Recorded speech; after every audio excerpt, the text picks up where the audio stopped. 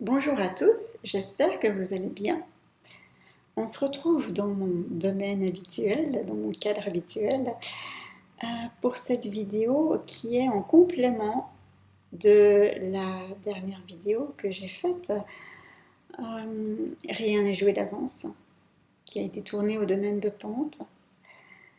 Et premièrement, je profite de cette vidéo pour remercier toutes les personnes qui ont été touchés, qui ont regardé cette vidéo, qui ont partagé cette vidéo, qui l'ont liké, qui l'ont commenté, qui nous ont envoyé des messages de bienveillance, de soutien, de félicitations par rapport à cette vidéo.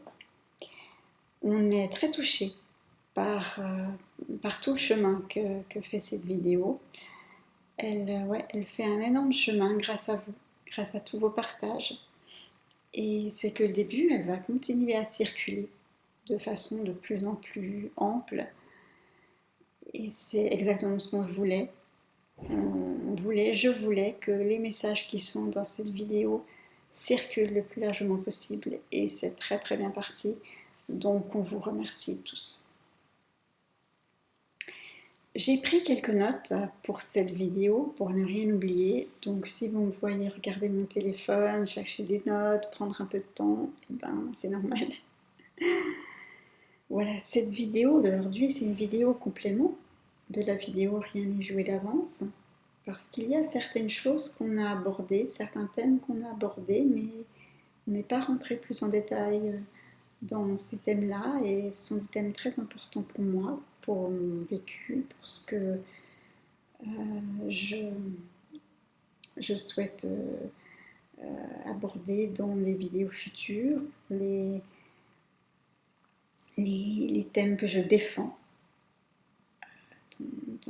dans mes livres, dans mes conférences, dans mes vidéos. Donc voilà, c'était pour apporter des précisions.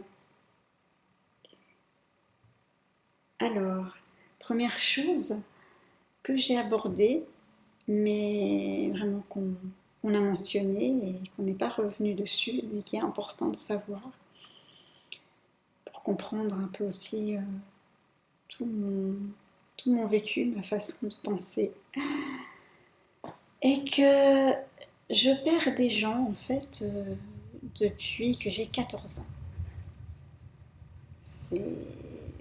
Voilà, c'est arrivé comme ça, la première personne, j'avais à peine 14 ans, et depuis ça s'est jamais arrêté. Bien sûr, il y a des pauses, hein, je veux dire, voilà, mais ça revient, c'est une constante dans ma vie de perdre des gens. Alors, plusieurs de ces gens ont des maladies graves, mortelles, dégénératives, génétiques ou pas, mais pas tous.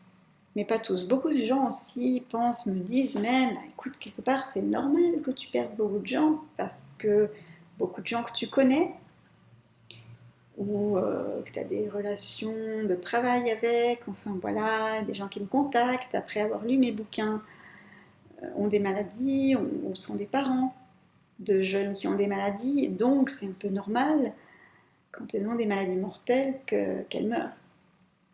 Oui, oui. Mais pas toutes les personnes que j'ai perdues ont ou avaient des maladies. Certaines personnes, notamment les 2 premières personnes que j'ai perdues, n'avaient aucune maladie. Étaient jeunes, étaient en bonne santé. C'était vraiment des accidents de la vie qui leur est arrivé. C'était pas du tout prévu, entre guillemets. Voilà.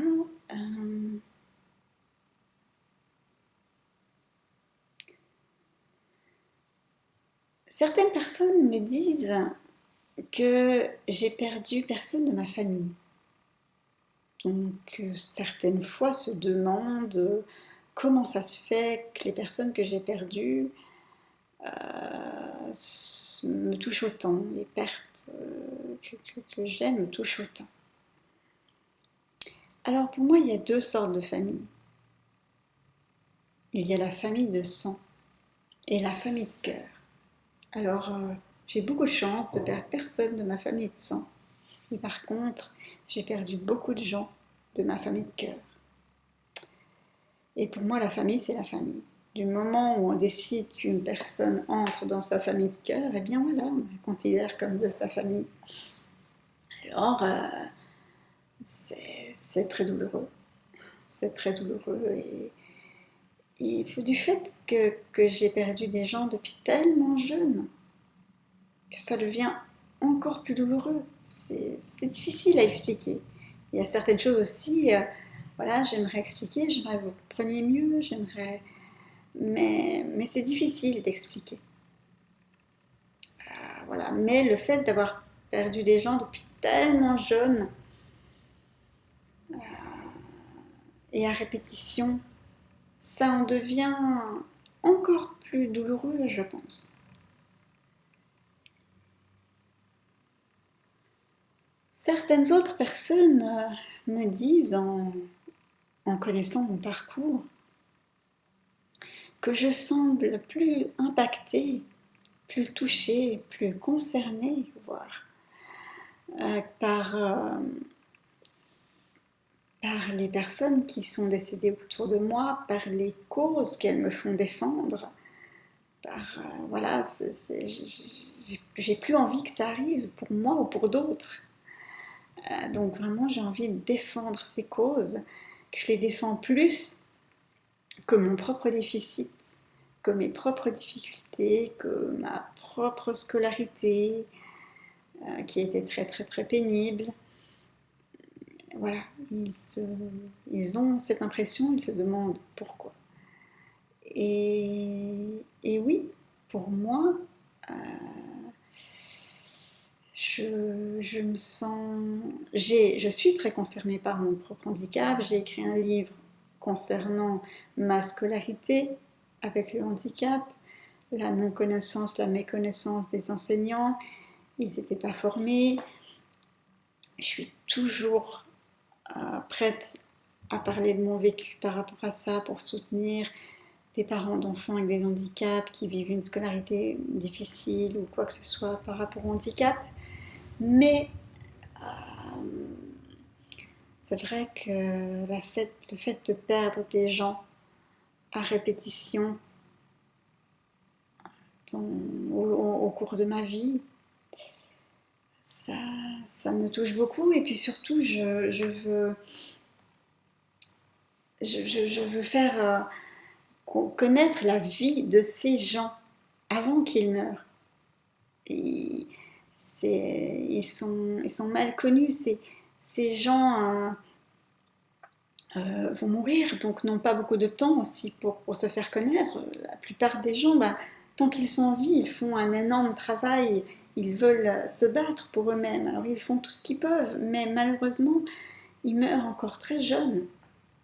Donc ils n'ont pas beaucoup de temps, et puis après, ils sont plus là. Ils sont plus là, et il faut bien que des gens soient touchés par leur vécu et mènent leur combat, la suite de leur combat après eux.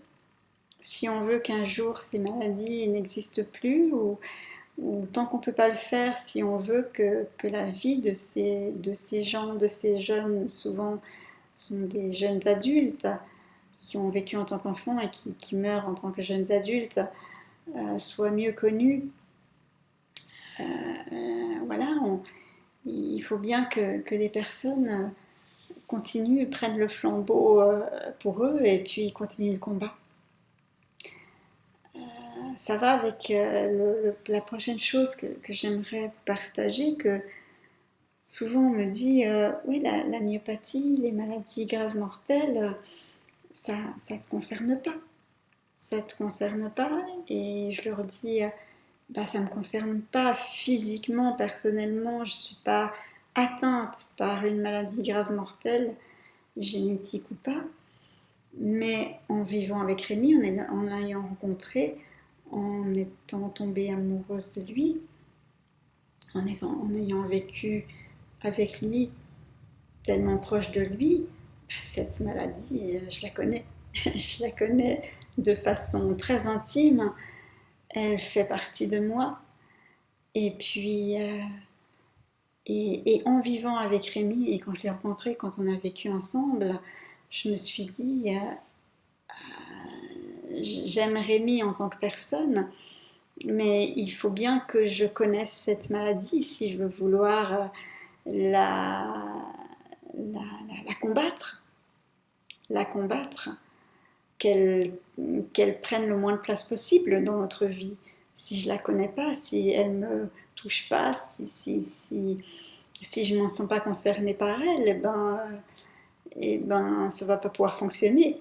Donc, voilà, j'ai appris à la connaître, euh, je me suis intéressée à elle autant qu'à Rémi, et puis voilà, puis ça fait qu'après, maintenant je peux